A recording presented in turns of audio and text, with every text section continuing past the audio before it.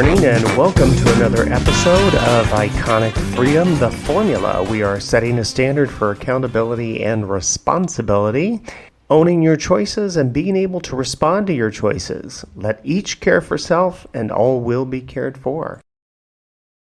Absolutely. We have a two-tiered system of justice, and that erodes the people's faith in our system of justice itself. And this is what I reminded Merrick Garland when he was in front of us, the Attorney General, Christopher Wray at the FBI. The greatest threat here is not these individual issues. It's that the people are losing their faith in our system of justice. And Sean, you cannot maintain a constitutional republic, a government of, by, and for the people, if the people doubt that the system is fair. You know, if they believe there's two tiers of justice, then the system doesn't work at all. And so I think Garland's been a great threat. I think he's the worst attorney general in the history of the United States. So I know last week I had mentioned about having clips from Milton Friedman because so much of what he talks about is like Christmas to me. But with the advent and the election of the new Speaker of the House, Mike Johnson, who I'm going to tell you, frankly, I did not even know who this guy was, which I think is very interesting that he has been quietly in the background, but I have been impressed about how articulate he is, how well-spoken he is. And so I thought today there were quite a few clips. Oh my gosh, so much going out on social media. And some of them, you know, had good context and then some of them did not. So I have like 3 of them, I think, that I want to show and, you know, listen to today and give you an opportunity to hear how he speaks, how well articulated he is, but more importantly, you can hear the accountability and the responsibility that he takes very seriously. Now, we had just talked about Christopher Hitchens and free speech, and you're actually going to hear quite a bit of that from Mike Johnson. And this guy is impressive. I mean, he is to me. I mean, we'll see where it all goes, but for the moment, he appears to have a very solid foundation of what accountability really is about. And in understanding our Constitution, if you think about it, the Constitution is about accountability. It is about your responsibility. That, you know, you can say and do whatever you want in life with no harm to others. And that's where those things balance out. So I hope you enjoy some of this. It's kind of fun. I've been kind of scanning the internet and trying to find different things that I think would be interesting for you to hear. And then I will get to Milton Friedman, I promise. I have been kind of pouring through a lot of things this past week with his speeches and some of his appearances, especially on Phil Donahue. I know that sounds funny to say, but he has some brilliant interactions with Phil Donahue, and you know, I mean, Phil is just like a dripping liberal and somebody I really can't stand listening to. However, I love the fact that Milton Friedman just eloquently speaks to the mythology of liberalism and Phil Donahue's take on some of that. Anyways, for today, we're going to listen to a little bit of Mike Johnson, and he is the congressman from Louisiana. And the very last clip is a long one with his interview where he was basically during the Mayorkas hearing. And it is a little bit long, but I think the context was more important. So I will try to keep my comments in between short so that I don't make this a death march to the end. Okay, here we go. Look, this is what we know. What you've documented carefully in the Twitter files are a couple of key facts. People will hear a lot of things today, but this is what they need to know. The federal government, from Democrat members of Congress to intelligence agencies, including the FBI, used Twitter and other social media companies to censor Americans' speech. If the alarm bells are not going off, then you're not paying attention. Over the past 3 years, documents show, they prove what you guys have uncovered here, is there's communication between Twitter and the FBI. It was constant, it was pervasive. Twitter was basically an FBI subsidiary before Elon Musk took it over. The Twitter files revealed that by 2020, Twitter was engaged in open information sharing with the intelligence community, and now we know there were many intelligence agencies apparently involved in this. The FBI pressured Twitter to act on election-related tweets leading up to the 2022 election. Of course, they did it in 2020 as well, and Twitter dutifully censored content as a result. Twitter executives restricted accounts. They censored speech that conflicted with the left's narrative. Twitter has used its internal tools to control and manipulate speech considered misinformation, and who was determining that? It was the government bureaucrats. Documents show that Twitter used visibility filtering to restrict certain accounts and posts and removed people from the platform altogether. The Twitter files should be a matter of bipartisan concern for every member of Congress and every American citizen, because it is a bedrock principle of our constitutional system that the government does not get to decide what speech is acceptable or true. Under the First Amendment, Americans have a right to speak freely, regardless of whether their speech upsets the preferred narrative. In fact, that's when it needs the most vigorous protection. Everybody on the left used to believe in that, or at least they purported to. Government and media fact-checkers frequently get things wrong. The American people can't and shouldn't rely on so-called experts to be the arbiters of truth, disinformation boards and the like. It doesn't matter what political party you're in, government should not suppress important debates in public discourse. Gentlemen. What great remarks he had there for the opening inquiry into the Twitter files, when all of that had, basically come to the forefront of the congressional hearing. That particular clip goes on to interview the two gentlemen that were before Congress and that were testifying to all of the suppression that the FBI was doing regarding speech and everything. But what I listen to when I'm listening to Mike Johnson is how articulate he is, which I've mentioned before, but how clean and precise his languaging is. And that comes from an individual who over time has created that health within themselves of being able to focus like a laser beam on that which they know is reality.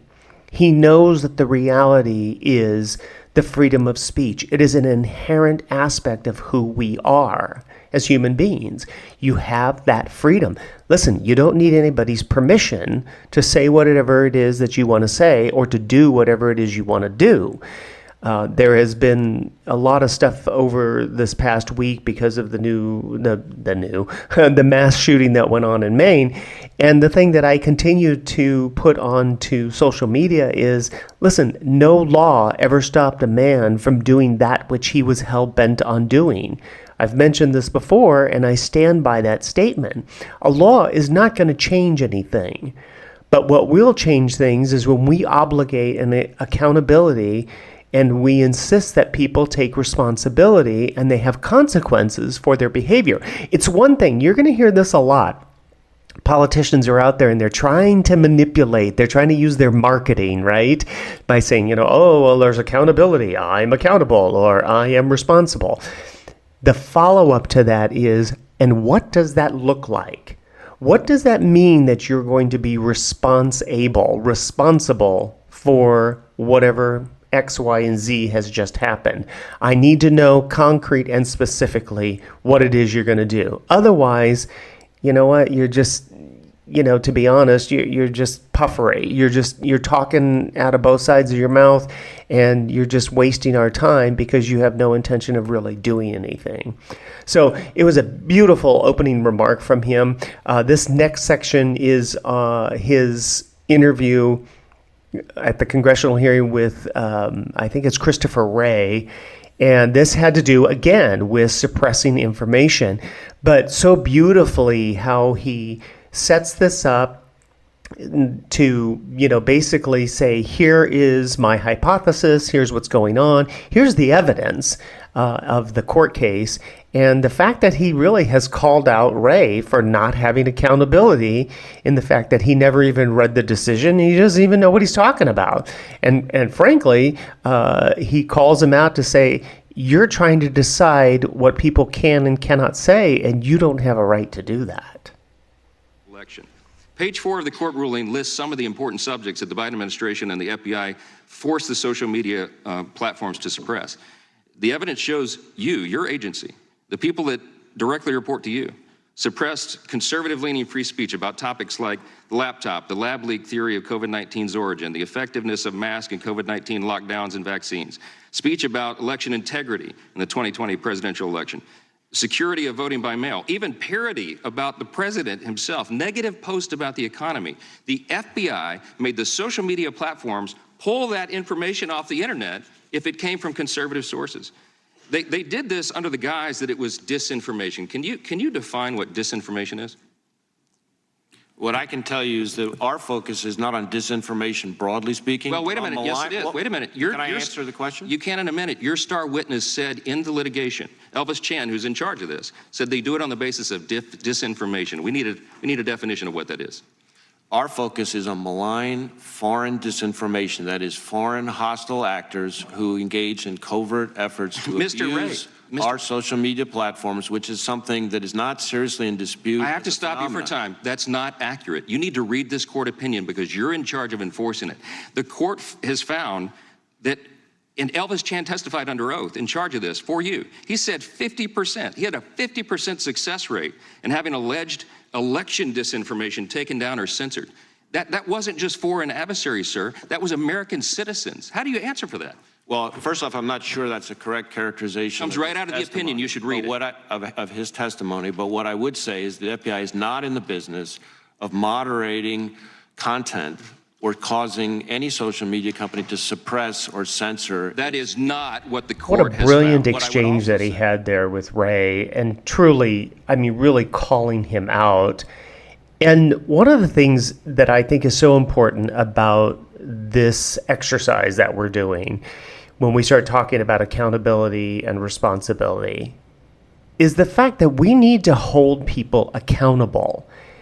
One of the things that you will see as you walk through your day, as you walk through life, is that you constantly, consistently see the pervasiveness of where people are not being held accountable.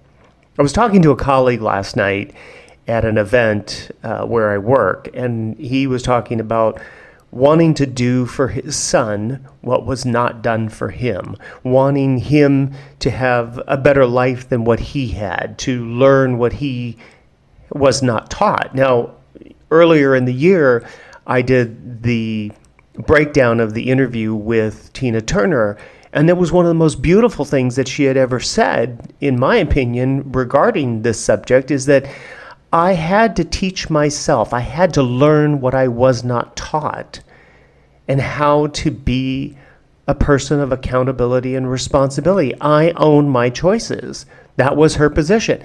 I own it all. I've got nobody to blame.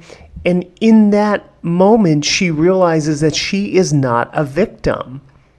This is a very important piece of this, because when people don't take accountability, when they don't own their choices and say, I put myself in the position, whether or not I like the outcome, that's not what we're talking about.